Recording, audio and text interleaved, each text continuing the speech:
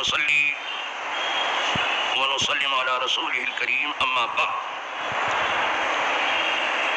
أعوذ بالله من الشيطان الرجيم بسم الله الرحمن الرحيم وعن عبد الله بن عمرو قال حجرت إلى رسول الله صلى الله عليه وسلم يوما قال فسمع أصوات رجلين اختلفا في آية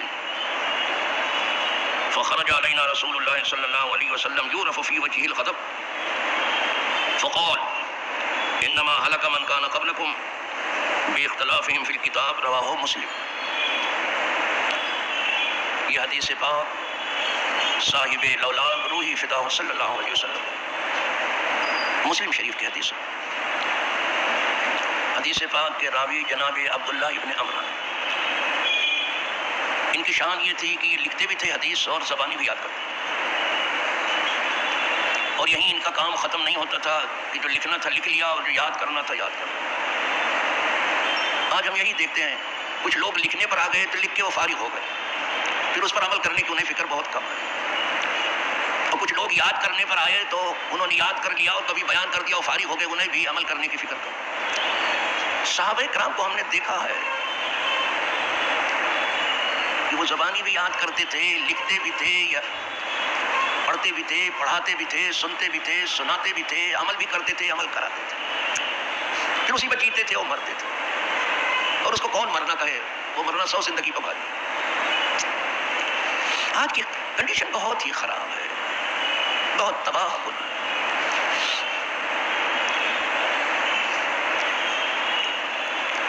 بہت حدیثیں یاد تھی اور بہت حدیث لکھا تھا.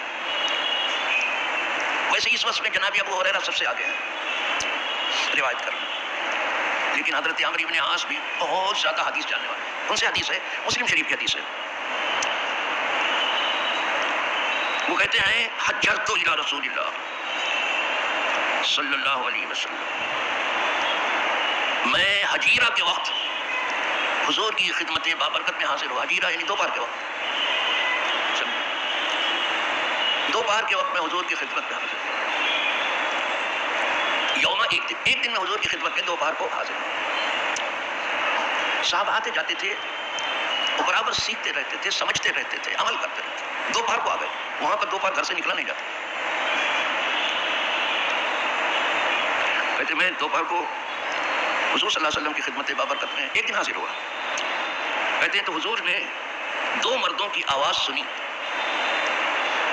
جو ایک آیت کے بارے میں کچھ تیز تیز آواز سے جھگڑا کر رہے تھے، اختلاف کر رہے تھے، ایسا نہیں ایسا، ایسا نہیں ایسا. 2 کی آواز سن لیا. صوت کہتے ہیں عربی زبان میں آواز کو، اس کی جمع اصوات ہے. ان کی آوازیں حضور نے سن لیا. فخرج علینا رسول اللہ صلی اللہ علیہ وسلم. وہ آواز سننے کے بعد حضور اپنے دولت قدے سے برآمد ہوئے اور ہمارے پاس تشریف لائے. یعرف فی وجہ الغضب، آپ کے چہرے میں غضب چھلک رہا تھا، بہت غضبناک، غصے میں تھے. اور جب حضور غصے میں ہوتے تھے تو چہرے مبارک بالکل سرخ ہوتا تھا، ایسا لگتا تھا کہ انار کے دانے نہیں چھوڑ کے اتنا سرخ ہو جاتا. وہ بے پناہ خوبصورتی تھی نا. صحابہ کہتے لگتا تھا حضور کے چہرے پر انار کے دانے نہیں چھوڑتے، ایسا سرخ ہو جاتا تھا غصے میں. اور خوشی میں ایسا چہرہ چمکتا تھا جو چاند کو شرما دے. اس کے آگے چاند کی اور سورج کی کوئی چمک نہیں. تو آپ کے چہرے پر غضب جھلک رہا تھا. فقال، فرمایا انما هلك من كان قبلكم، سوائے اس کے نہیں کہ تم سے پہلے جو اگلے لوگ تھے ہلاک ہو گئے، موت کے گھاٹ اتر گئے. بے اختلافہم فی الکتاب، کتاب میں اختلاف کرنے، جھگڑا کرنے کو. اس اختلاف نے تم سے اگلے لوگوں کو ختم کر دیا. تو اختلاف کی راہ مت اختیار، سمجھنے کی کوشش کرو. ایک سے نہیں سمجھ میں آتا دوسرے سے سمجھنے کی کوشش کرو. دوسرے سے بھی سمجھ میں نہیں آتا تیسرے سے سمجھنے کی کوشش. جھگڑا مت کرو. اچھا قرآن نے بھی منع کیا ہے کہ اللہ کی کتاب میں جھگڑا مت کرو. یہ کتاب جھگڑا ختم کرنے کے لیے آئی ہے، جھگڑے کے لیے نہیں آئی ہے. جسے اللہ کی کتاب کہتے ہیں یہ جھگڑا ختم کرتے ہیں، یہ صلح و سلام کے لیے، یہ امن و امان کے لیے. جھگڑا نہ کرو. کلام پاک ہے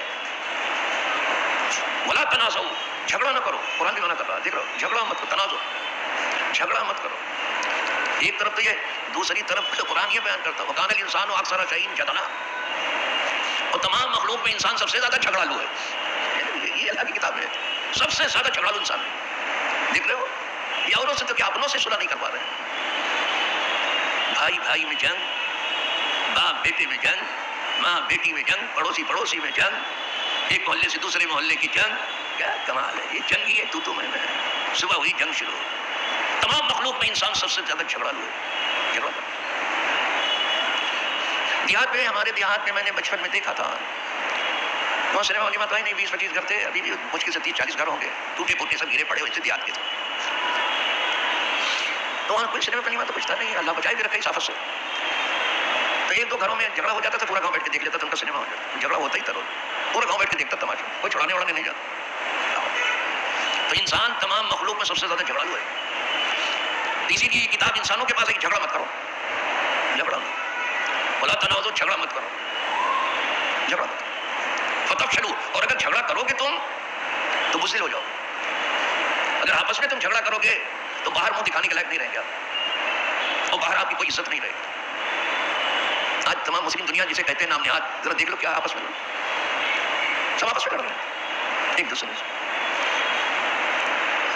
جب آپس میں لڑتے ہیں تو ساری دنیا ان کا ساتھ بھی دیتی ہے کہ بہت اچھا کر رہے ہو، اور کبھی دنیا سے لڑنے کا ہے تو کوئی ان کے ساتھ نہیں آتا. یہ عجیب حال ہے صاحب. ذرا مکاری تو اس دنیا کی بھی دیکھیے. اگر سعودی شام سے لڑے یا یمن سے لڑے تو پوری دنیا ساتھ دے. عراق ایران سے لڑے تو پوری دنیا ساتھ دے. آپس میں لڑو تو پوری دنیا ساتھ دے گی. آپس میں لڑو تو پوری دنیا آپ کا ساتھ دے گی. آپ بہت اچھا کر رہے ہو، اپنی بنیاد خود ہی کھود رہے ہو آپ. لیکن دنیا سے لڑنے جاؤ تو کہ نہیں، ہم سے کیوں لڑے آپ، ہم آپ کو تسلیم ہی نہیں کریں گے اور آپ کا پیسہ منجمد کر دیں گے. ذرا ہوشیاری تو دیکھیں آپ کو کیا پہنچتا ہے کسی کا سرمایہ منجمد کرنا. آپ کی کٹپتلی کو آپ تسلیم کرو گے، جو آپ بناؤ گے یہ کیا ہے. یہ اس ملک کے لوگوں کا کام ہے جو حکومت وہ بناتے ہیں، چاہے سلو سلام سے بناتے ہیں چاہے جنگ کر کے بناتے ہیں، ان کا کام ان کو بنانے دو. آپ کو کیا پڑھی ہے ساری اجازت ہے کتاب.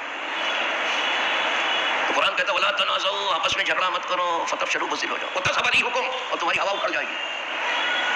دنیا میں تمہاری کوئی قدر نہیں رہ جائے گی، کوئی عزت نہیں رہ جائے گی، کوئی وقار نہیں. کوئی وزن ہے آپ کا دنیا میں سیاسی ہے؟ بولو. مذہبی ہے؟ نہیں. کیوں نہیں ہے؟ کیا وجہ ہے؟ آپ اتنے نمازی ہو، اتنے پرہیزگار ہو، اتنے روزے دار ہو. کچھ لوگ تو عاشق سے نیچے ہے ہی نہیں کچھ. ارے پہلے عاقل ہو جاؤ پھر بعد میں بتانا کہ میں عاشق ہوں. پہلے عقل مند ہو جاؤ. عاقل ہوئے نہیں عاشق پہلے ہو. اتنی سستی ہے اس کو عاشقی، صرف سنا ہوگا عشق آپ نے. اسی کے ساتھی صاحب یہ کیا کہتے ہیں، اے مرغ سحر عشق بپروانہ بیاموش. اے صبح کو چیخنے چلانے والے مرغ، تو عشق و محبت کی بات پروانے سے سیکھ لے. تو عاشقی کا دعویٰ کر رہا ہے کہ میں عشق میں چلا رہا ہوں. یہ صبح سویرے جو ہے بات لگا رہا ہوں، عشق میں لگا رہا ہوں. کہا تجھے عشق سیکھنا ہے تو پروانے سے سیکھ لے. دوسرے مصرے میں کہتے ہیں ہاں سوختہ رہا جہاں شد و آواز نہ آمد. کہا پروانہ آگ میں جل جاتا ہے، کوئی آواز تک نہیں آتی.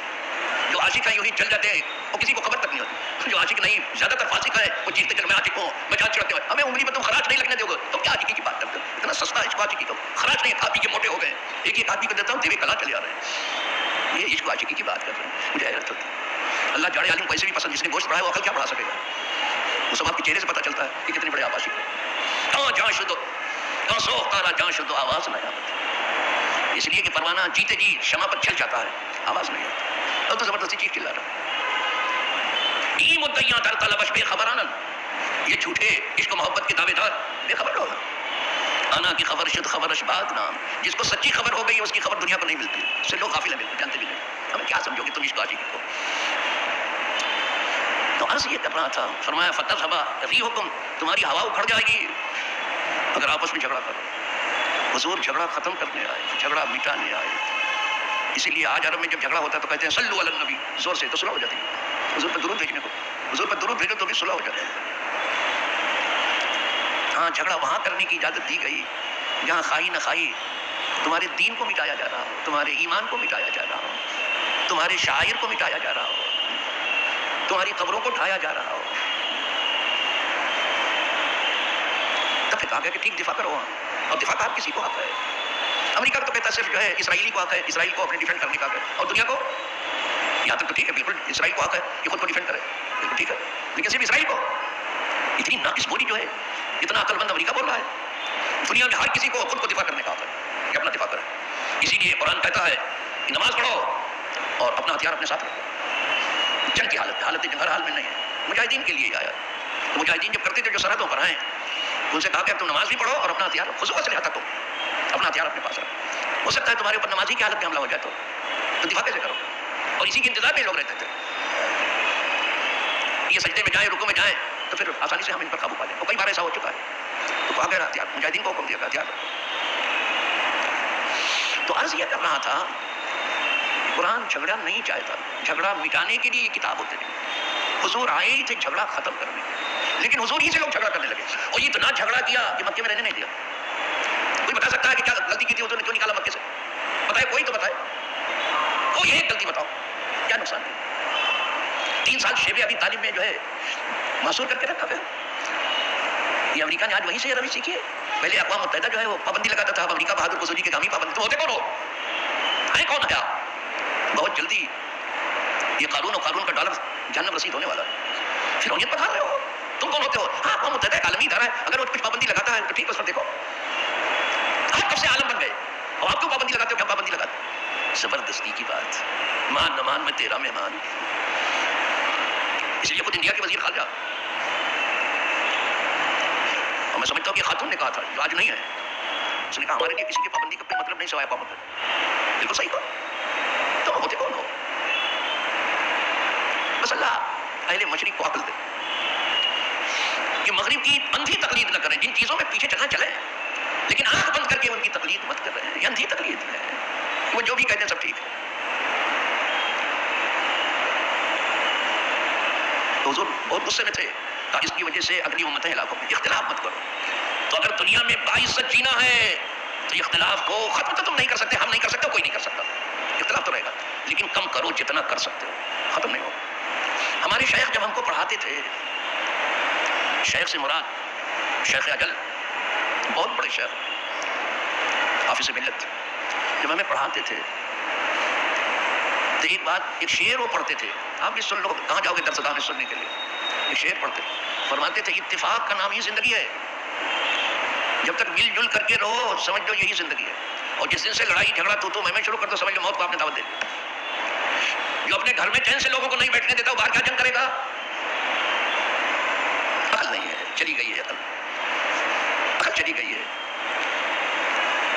عقل چلی گئی، دیوانے ہو. تو ایک شعر وہ پڑھتے تھے کہ اتفاق جسے کہتے ہیں وہی زندگی ہے، اختلاف جسے کہتے ہیں وہی موت ہے. شعر وہ تھا یہ کہ زندگی کیا ہے؟ عناصر کا ظہور ترتیب. موت کیا ہے؟ انہی اجزاء کا پریشان. یہ شعر وہ پڑھتے تھے. آج جس کو زندگی کہتے ہیں وہ اتفاقی کا نام تو ہے. 4 چیزوں سے مل کے زندگی بنی، آب، آتش، خاک، بات.